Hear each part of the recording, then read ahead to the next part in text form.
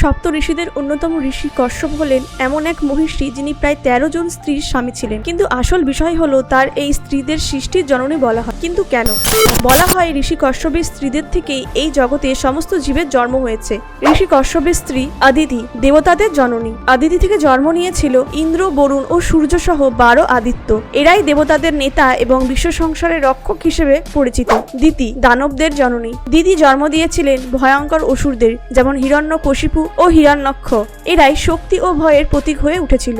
দানু ১১ রুদ্র সহ ১০৮ মহান পুত্রের জন্ম দেন। বিনতা গরুর ও অরুণের জননী। পুদ্রু নাগেদের জননী। সুরভি গরু, মোষের মতো প্রাণী জন্ম দেয়। ক্রোধ বর্ষা থেকে সাপ, বিচ্ছি জাতীয় বিষাক্ত প্রাণীর উৎপন্ন হয়।